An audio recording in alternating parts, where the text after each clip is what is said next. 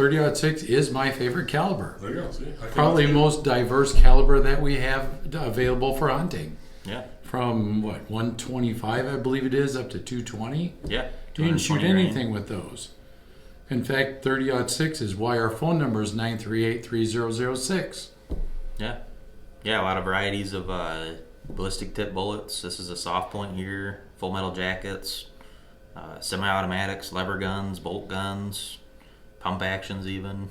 Oh, it makes a great bolt action hunting round, especially with a slow expanding copper solid of some sort, like a PMC bullet. Developed in 1906. Yeah, it was basically the upgraded version of the 30 caliber of 1903 is how they called it. That's where the hot comes from. It's hyphen and then a year. So in 1903, they went from the 30 Krag and went with a rimless round, so it would work better in a stripper clip and also better in a magazine. It would stack and feed better. And that's when a Spitzer bullet came out. So that's your classic pointed, boat-tailed shaped bullet. Higher velocity, longer range, flatter shooting, stuff like that. I believe the original one was somewhere in the neighborhood of like a 200 grain. That was your 30-06 M1 ball. And then when we went to the M2 ball, they actually downloaded it to a 150 grain bullet at a little higher velocity. That's going to be your M1 Grand ammunition, Springfield rifles, all your machine guns from the war eras. You can still find a lot of that ammo today too. The ammo today that we see a lot of hunting rounds is 165 to 180 grain. They fly very consistently. It's not going to be a super long range rifle, but you can easily shoot out, 700-800 yards and be very effective with it. It's got an excellent ballistic coefficient downrange yet. The 30-06 round gave birth to the 25-06. I believe that was in 1969 when that was developed. They tried a lot of 25 caliber bullets in that cartridge up until that point. Winchester kind of did develop the 25 caliber .6 bullet. 95 grain is kind of an average weight on that. Your feet per second is going to be a lot higher, averaging like 3,200 feet per second, where the 30-06 is averaging right below 3,000 feet per second. But 25-06 has been a great round as well, from coyotes up until elk. Again, as Keegin was mentioning, the Spitzer bullet that we use, it depends on if it's a expanding copper, if it's a soft point of some sort. You have to choose your round for the animal you're going to be hunting. Yeah, and similar to the 25-06 story, the 25-06 is even a lighter bullet weight than a 270 and a little higher velocity, but the 270's been around quite a bit longer, as far as I know. 27 caliber, obviously, or roughly a little over 7 millimeter. 30 caliber is obviously about 7.62 millimeter. So your 270 is kind of the right in between. Had a big head start on the 25-06, like I said, but it's definitely going to be in your top 3 or 4 most popular, civilian calibers out there. Not just in the U.S., but especially so here. Wide variety of bullet weights. Your velocities are going to be right in that 25, 2600 up to maybe right at about 3000 on your lighter weight 270s. It's a classic flat shooting, medium to big game cartridge. A little bit milder recoil than a 30-06, but still gives you a little bit more lead down range than a 25-06. So you mentioned classic. One of the classic hunters and writers in hunting, Jack O'Connor, his favorite rifle round was a 270. He used it all around the world for hunting everything from prairie dogs to bear. He perfected that 270 round with Winchester to make it a super effective round. Very flat, very fast shooting round. So let's move on to the 308s. Yeah, a little bit different flavor. Post World War II, 1950s era, NATO, of course, is formed. We're trying to standardize folks on the 30-06 cartridge, members of NATO in particular. But at the same time, we're coming around with semi-automatic rifles, pretty much the norm post World War II. So the 308 was a way to, with faster burning powders and a little bit more modern materials, you could actually get 30-06 like performance out of a much shorter action. a little bit lighter to carry extra ammunition. It feeds out of a box magazine very well. And the 308, I mean, a lot of people have heard of 308 Winchester. It's a little slightly higher pressure cousin, 7.62 by 51 NATO. It's still in really common military circulation all over the globe. Maybe one of the most common you could find anywhere.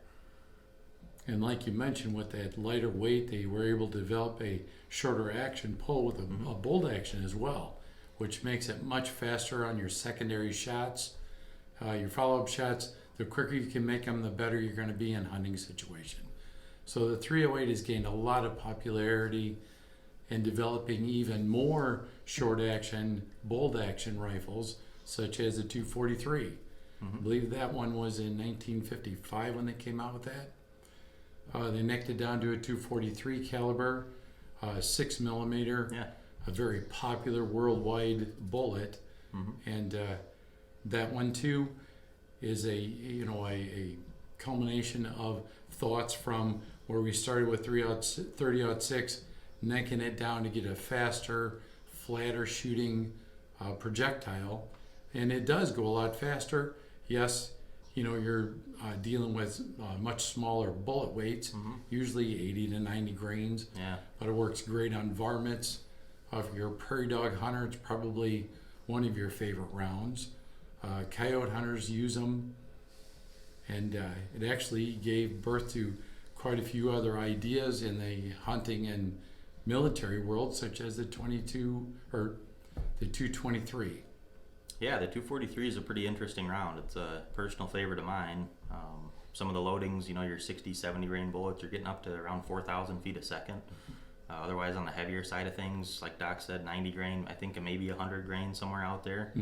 A lot lighter shooting than a 308 caliber, but still a lot of smackdown, power down range. Your guns, the longevity is great. It was a pretty early high velocity round, certainly that high velocity. Still one we see to this day, and one of the most common, like I said. As Doc was mentioning too, with the overall length of these cartridges, these three are what would be considered a long action, and not until when the 308 came out, more commercial terminology for sporting and hunting rifles, but these are short action calibers. And one interesting thing about all five of these, actually in particular, being all based on originally the 30-06 casing, is they're all the same head stamp, or case head I should say. So if you had, let's say you had a 308 and you shot the barrel out of it or something, 243 might be a natural way to rebarrel that rifle and get some more use out of it. And that works really well. It really does. Likewise matches with any right of up. these. Yes, matches right up to your stock a lot of times. Definitely right against the receiver. So you can shoot either one of those and quickly fix a bad rifle. And that's why we see still to this day, there's a lot of neat designs out there in 243, and you can trace their lineage directly to a 308 version of that gun.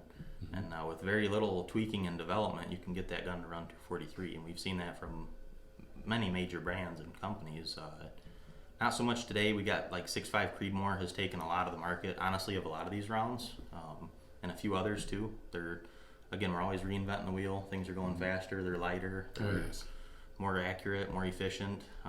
And those Creedmoor rounds, they're a lot more aggressive neck angle on them and shoulder. They're almost like the old Ackley improved rounds.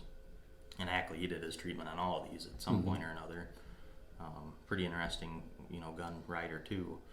But 243 it could have been one of the first really high velocity rounds, certainly one of the most popular high velocity rounds in its day.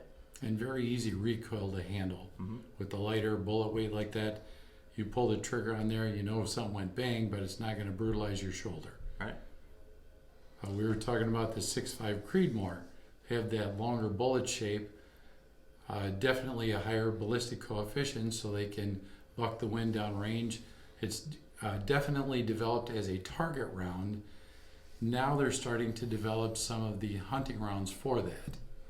So in comparison, these have a much wider variety of hunting rounds than the 6.5 Creedmoor or the 6 Creedmoor.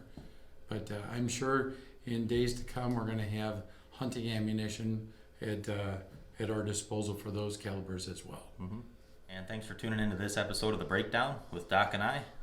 Covered some rifle calibers today, and next episode is going to be on shotgun slugs. Be sure to tune in. Thanks, guys.